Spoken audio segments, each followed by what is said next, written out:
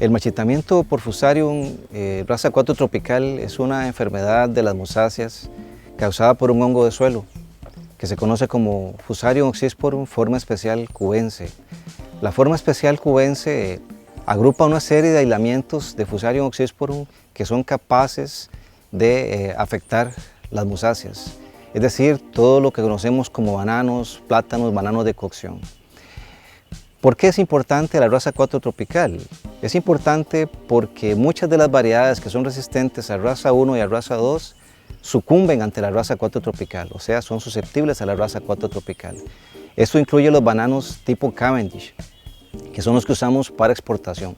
Recordemos que en los años 50 los Cavendish se introdujeron para sustituir las variedades tipo Gros Michel, que son susceptibles a la raza 1.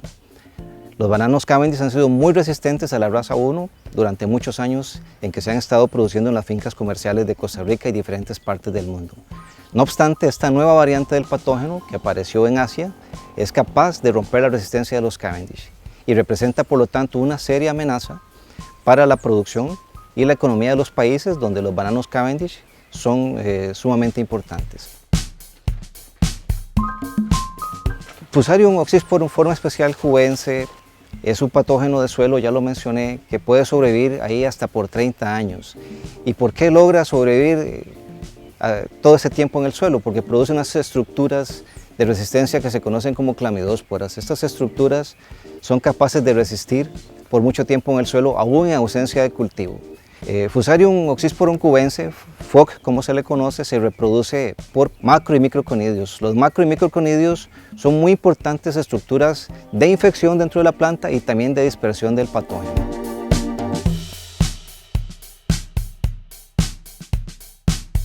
El marchitamiento por Fusarium tiene dos patologías. La patología principal es la que da el nombre a la enfermedad, marchitamiento, ¿verdad? Precisamente el patógeno es de suelo, entra por las raíces e invade vascularmente toda la planta.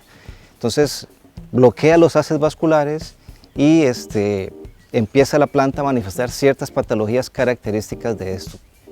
Básicamente, al obstruir los haces vasculares se afecta la translocación de agua y nutrimentos hacia la parte aérea y entonces las hojas comienzan a perder turgencia, se ponen cloróticas, se doblan y posteriormente se necrosan. Las hojas más viejas, las hojas bajeras de la planta son las primeras en manifestar los síntomas y por último las hojas más jóvenes. La planta va doblando sus hojas y forma alrededor de ella una especie de falda. Se ven las hojas dobladas, cloróticas y luego la planta posteriormente muere. La mayoría de las plantas mueren antes o al momento de florecer ellas. O sea, muy difícilmente una planta afectada por Fusarium oxysporum cubense va a llegar a producir un racimo. De ahí la importancia de esta enfermedad. Y como se mueve vascularmente, todos los hijos o retoños que vengan de esa planta van a estar también afectados. Hay otra patología que también es importante que reconozcamos, que la conocemos como distorsión de crecimiento o muerte progresiva. Muchas plantas no manifiestan de repente el marchitamiento, sino que comienzan a manifestar síntomas de distorsión en su crecimiento. Por ejemplo, abultamiento del pseudotallo, rajaduras en el pseudotallo, deformaciones de las hojas más jóvenes que se pueden confundir con otro tipo de síntomas o otro tipo de enfermedades. En este caso son síntomas también de Fusarium y la diferencia es que la planta pasa viva por un mayor tiempo, que pueden ser hasta varios meses, 3 a 4 meses, y es también un periodo infeccioso, es decir, el hongo está dentro de ella, se está reproduciendo y es capaz de diseminarse fácilmente. Además es más difícil de detectar plantas con esas patologías, requiere mayor conocimiento, mayor experiencia.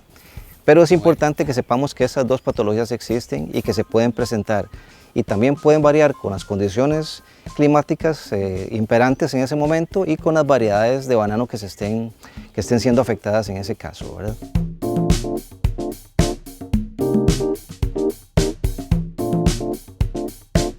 Bueno, además de que la planta manifiesta síntomas externos, por supuesto también manifiesta ciertos síntomas internos que son importantes de diferenciar, porque el reconocimiento de esos síntomas es clave a la hora de diferenciarlo con otras enfermedades que causan patologías similares.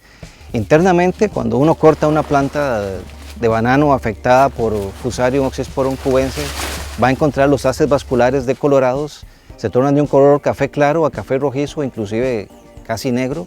En esos haces vasculares está el patógeno y están las estructuras del patógeno sobreviviendo. Son muy características y es importante también reconocerlas porque el complemento para el diagnóstico es también un análisis de los síntomas internos, y cuando se hace el diagnóstico en laboratorio, ya sea por aislamiento o técnicas moleculares, se toma del tejido interno de la planta para poder aislar correctamente el patógeno. Entonces, reconocer los síntomas internos también permite que se tomen las muestras de la manera correcta para el diagnóstico posterior en laboratorio, que es algo clave en el proceso, ¿verdad?, de identificación de una enfermedad o de determinación si está presente un patógeno o no de este tipo. Esta habilidad que tiene este patógeno de sobrevivir por tanto tiempo en el suelo es lo que la hace una amenaza muy seria para la producción de musáceas alrededor del mundo. Los suelos que se contaminan con este patógeno, todavía no tenemos una forma de limpiar el suelo de este patógeno. Se puede reducir la cantidad de inóculo que hay en el mismo a través de ciertas prácticas culturales, pero todavía una forma de limpiarlo por completo no existe. ¿Qué significa esto? Que una vez que un suelo se contamina, como lo mencioné antes, muy difícilmente podemos volver a plantar variedades que sean susceptibles al patógeno.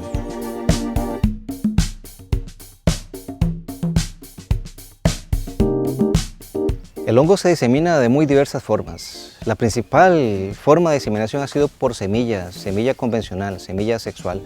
Es la forma en la cual se ha dispersado por muchas diferentes regiones. Muchas veces los agricultores toman semilla de una planta enferma sin saber que está contaminada y la siembran en otro lugar, o inclusive la pueden vender a otros agricultores, y de esa manera se va dispersando el patógeno de una manera muy eficiente.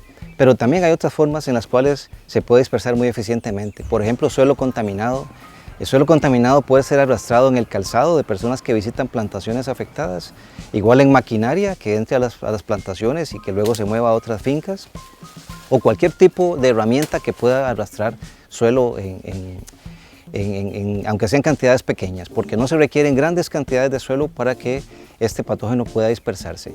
Además de eso, el agua, los macro y microconidios se pueden dispersar muy eficientemente a través del agua, ya sea agua de lluvia, salpiques, correntía superficial o inclusive cuerpos de agua como ríos y riachuelos. Si material contaminado o suelo contaminado va a ríos y riachuelos, lo va a dispersar a grandes distancias, y donde encuentre un hospedero susceptible, ahí se va a establecer y muy posiblemente va a empezar una nueva epidemia.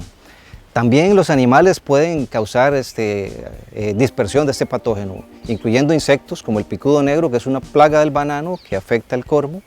Ya se ha demostrado en estudios particulares que estos insectos pueden acarrear estructuras reproductivas, conidios en su exoesqueleto, y de así ayudar a su dispersión dentro de la plantación. También animales domésticos que puedan ingresar a las plantaciones, hablemos en este caso de cerdos, ovejas, cabras, gallinas, cualquier tipo de animal que pueda arrastrar suelo o partículas de material vegetal en sus cuerpos, perfectamente puede diseminar la enfermedad.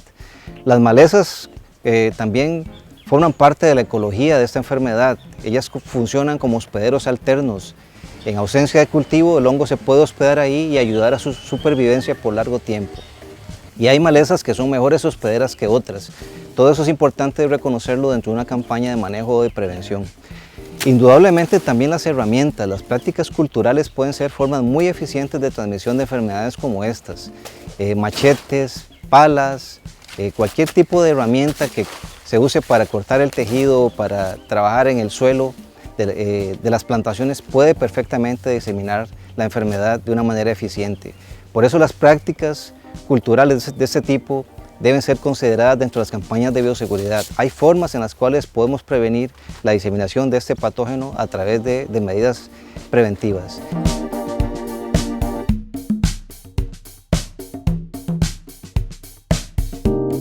En las fincas de productores de banano, de productores de plátano, dátil y diferentes musáceas, hemos hecho toda una campaña de capacitación para prevención.